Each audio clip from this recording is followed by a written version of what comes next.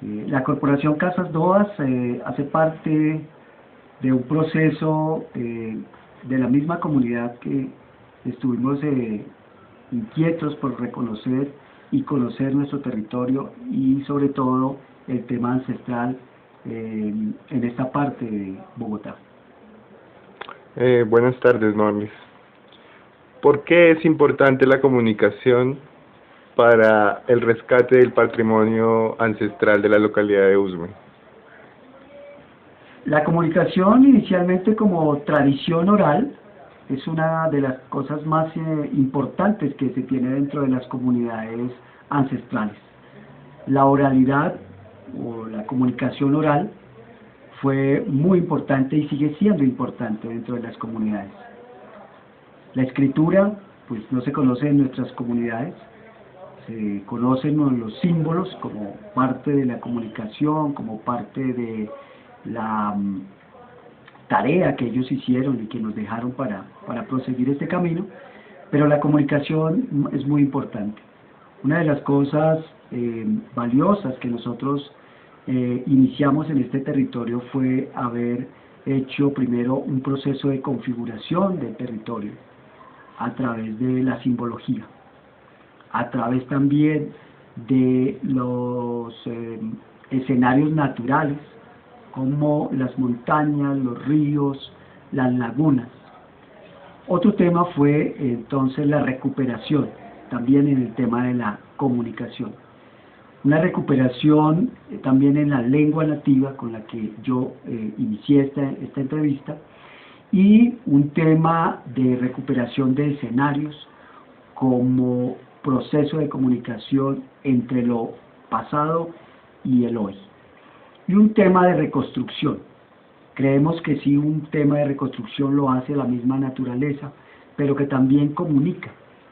Vemos cómo nuestros territorios en algunos momentos desaparecen algunos escenarios naturales, pero vuelven y renacen, vuelven y se fortalecen, y eso hace parte, digamos, entonces de un proceso de comunicación visual, tanto en la naturaleza, que lo hace de una forma, digamos que en su estado natural, como en un tema también de la oralidad que tenían nuestras comunidades en la lengua nativa, en este caso de los muiscas, el muiscubul. Morris, ¿cómo podemos combinar las nuevas tecnologías, el internet y todas estas herramientas con lo ancestral, con el pasado? ¿Tienen que ver o se excluyen? ¿Cómo ves ese tema? Bien, es una cosa demasiado importante. Cuando a nosotros nos confrontaban, cuando haciendo el proceso de recuperación de memoria, de la lengua, el tema de comunicación, nos decían, bueno, ¿y dónde está escrito lo que ustedes nos están transmitiendo? Lo que queríamos entonces era provocar, digamos, de alguna forma, una comunicación oral inicialmente, pero que quedara, digamos, plasmada. En ningún momento encontramos que jieca o jica, ¿cierto?, que es palabra y que es roca, está escrito en ninguna parte, pero queríamos entonces improntarlo, grabarlo en algún elemento, y grabarlo en algún elemento era y es entonces ponerlo, digamos, bajo una imagen, ¿cierto? Ya fuese en el tema de arte, en el tema de la audiovisual, o en el tema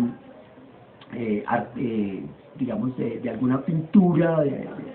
Entonces lo que hicimos fue provocar entonces ese tema de hacer el tema de comunicación audiovisual para que se entendiera, para que llegara, digamos, a mucha más gente, a muchas más comunidades, de una forma tan sencilla de mostrar una roca o de mostrar un cuerpo de agua, y poder, digamos, hacer una gran, digamos, explicación sobre los orígenes de ese tema o de ese elemento, que para unas comunidades, las que nos anteceden, fueron tan importantes, ¿cierto? Y que para nosotros, o para que muchas comunidades del hoy, es insignificante. Y entonces, ese transmitir a través, digamos, de ese lenguaje visual, que es la tecnología, nos pareció demasiado importante, sobre todo llevarlo a las comunidades educativas, que son las que carecen, digamos, en este momento de esa información y digamos de la mayoría de las comunidades. Ok. Morris, ¿qué problemas se le presentan a los colectivos, a los grupos, a las comunidades que deciden hacer propuestas comunicativas en barrios como Usme? ¿Qué dificultades se encuentran en su acción diaria?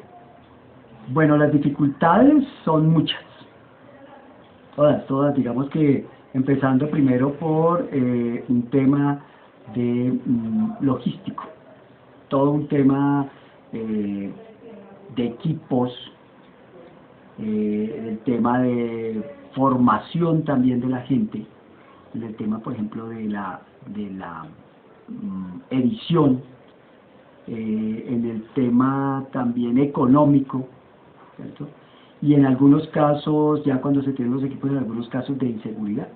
Podríamos decir que eso es un elemento que se agrega, digamos, ahora en este momento.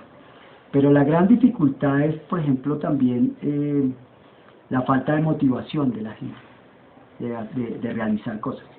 La gente ahora tiene un celular, tiene esto, graba, hace cosas, pero solamente, y lo archiva. Creo que también es digamos, otra dificultad. Una de las cosas que hay mucha gente que tiene material, pero no lo recopila o no lo entrega como para hacer un proceso de memoria. Hay gente que tiene unas cosas increíbles, unas grabaciones de hace muchos años, fotografías, etcétera, imágenes de muchas, que podría ser, digamos, un proceso de memoria de un territorio y que, digamos, que la gente que está llegando a estos territorios se pueda enterar de lo que hubo, de lo que hay, ¿cierto? Pero que no lo entrega, digamos, falta también de motivación en hacer, digamos, esos escenarios o esos encuentros donde la gente pueda mostrar cosas. Eso es una de las cosas, digamos, que se ha visto en estos barrios, digamos, que falta. Y lo otro, lo institucional. Le falta una verdadera voluntad política, como dicen, de esto, de hacer que la cultura, de hacer que nuestros escenarios, nuestros espacios sean reconocidos al menos a través del audiovisual. Ya. Morris, desde tu práctica y desde la práctica de Casas Doas y de las organizaciones de USME, ¿tú crees que hay una contraposición entre la comunicación popular y los grandes medios? ¿O cómo ves esa relación con los grandes medios y las comunidades? Los medios, pues digamos que la palabra comunicación, empecemos, digamos, diciendo eso, que significa de ida y vuelta. Los grandes medios no son de eso, no hay comunicación, hay solamente una información. Creo que esa es una de los propósitos y los objetivos de ellos, de informar, pero no de comunicar, no hay comunicación. Creo que esa es una de los grandes abismos. Las comunidades, las organizaciones que hacemos nuestro proceso, hacemos un proceso verdaderamente investigativo, hacemos un proceso definitivamente de hacer seguimiento, no solamente recoger la noticia, por ejemplo en el caso de nosotros como organización Casas Doas, que fuimos y recogimos las imágenes del hallazgo arqueológico, sino que nos involucramos digamos, en la defensa de ese espacio. Creo que hay una gran diferencia. Uno de estos grandes medios de comunicación hacen una reportería, una crónica, lo que sea, pero ahí queda como eso. Para nosotros las organizaciones lo que hacemos es involucrarnos, participar directamente de esa afectación o de ese evento o de lo que hayamos reportado, pero la mayoría de elementos que nosotros recogemos o de lo que nosotros queremos transmitir o transmitimos a través de nuestro proceso es eso. Nosotros primero hacemos un proceso de participación, con la denuncia, con la parte, digamos, mediática, pero también con una forma, digamos, de involucrarnos en ese sentido de identidad, de identificarnos con ya sea con el problema o con lo que estemos informando, pero en este caso, por ejemplo, con el hallazgo lo que hicimos fue involucrarnos, hacer que este lugar fuera un lugar se realzara, se respetara y se declarara que eso, digamos, que fueron como unos 4 o 5 pasos